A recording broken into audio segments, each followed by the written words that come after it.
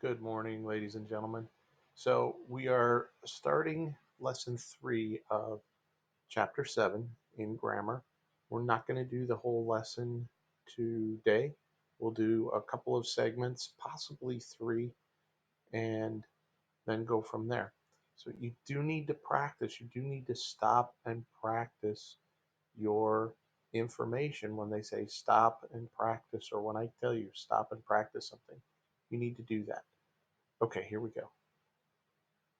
Chapter 7, Lesson 3, pages 271 through 277. Okay, so I'm going to skip the overview of what we're doing, and I'm going to go right to the jingles. Make sure you practice each of these 3 times. Okay? The assessment, you will complete Classroom Practice 27.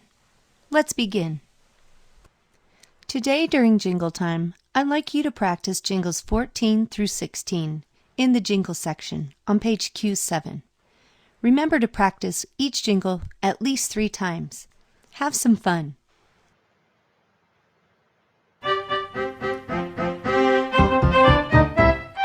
There are 7 subject pronouns that are easy as can be. Subject pronouns, I and we, he and she, it and they and you. Those are the subject pronouns.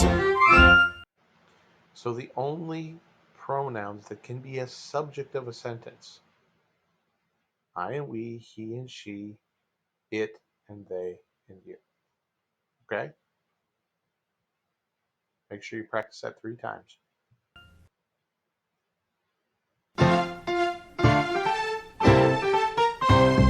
There are 7 possessive pronouns that are easy as can be. Possessive pronouns, my and our, his and her, its and their and your. Those are possessive pronouns.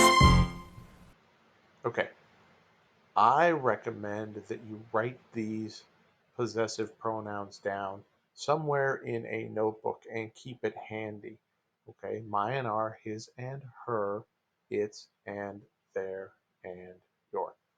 Write those 7 possessive pronouns down, and then remember that they are not just possessive pronouns, but we treat them as adjectives and we label them as P, P, A, because they end up describing a noun or modifying a noun.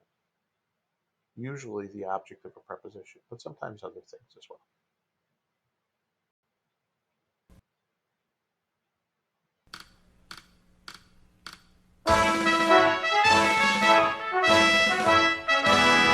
Conjunctions are a part of speech. Conjunctions are a part of speech. To join words or sentences is quite a To feat. join words or sentences is quite a feat. Sound off. Conjunctions, Sound off. and or but. There are many conjunctions, but 3 stand out. There are many conjunctions, but 3 stand out. Put your hands together and give a shout. Put your hands together and give a shout. Sound off. Conjunctions, Sound off. and or but. Sound off. Conjunctions. Sound off. and or but. Today during Grammar Time, we will classify sentences. Classify the practice sentences with your teacher using the question and answer flow. Before we begin, I'll read each sentence to do a quick vocabulary check. If I read a word that you're unfamiliar with, please see your teacher for extra clarification. Sentence 1. Yellow squash grows abundantly in his garden.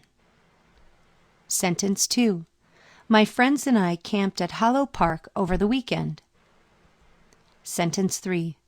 Look downfield for a long pass from the quarterback on the next play. Okay, quickly, abundantly they're going to go over in another section, so I'm not going to go over that one. A hollow can be a an area that is the bottom of a small hill. Okay, so think of, it's not as deep as a valley, but it's a little bit it's like a depression. You go over a hill and go down into the hollow. Okay. Okay, let's start classifying these practice sentences. Be sure you are reciting both the questions and the answers. Yellow squash grows abundantly in his garden. What grows abundantly in his garden? Squash, subject, noun. Okay, finish the rest of this using your question and answer flow, and then turn this back on and see if you got it right. What is being said about squash? Squash grows, verb. Grows how? Abundantly, adverb. In preposition. In what? Garden, object of the preposition. Whose garden? His, possessive pronoun, adjective. What kind of squash? Yellow, adjective. Subject, noun, verb, pattern 1, skill check. In his garden, prepositional phrase. Period, statement, declarative sentence. Go back to the verb. Divide the complete subject from the complete predicate. My friends and I camped at Hollow Park over the weekend.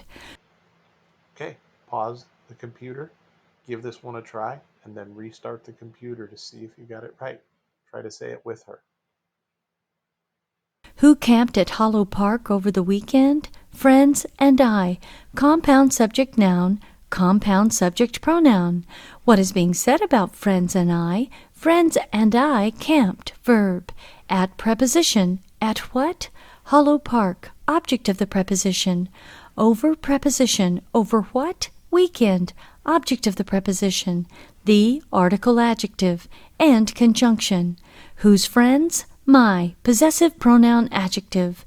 Subject noun verb pattern 1 skill check. At Hollow Park prepositional phrase.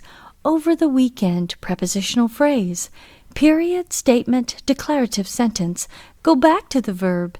Divide the complete subject from the complete predicate. Okay, so here you have Hollow Park, and that whole thing is an object of the preposition. Now, it is a compound word, even though they're not right next to each other. They're an unhyphenated uh, with a space. There's a space between the two parts of the noun. Okay, but they make one noun. They describe one place. So it's all the object of the preposition. And it's a proper noun as well. Look downfield for a long pass from the quarterback on the next play. Who looks downfield for a long pass from the quarterback on the next play? You. Understood subject pronoun. What is being said about you? You look, verb. Look where? Downfield, adverb. For preposition. For what? Pass, object of the preposition.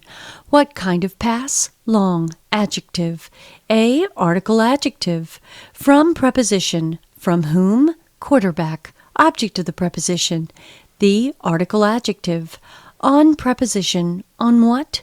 Play, object of the preposition. Which play? Next, adjective.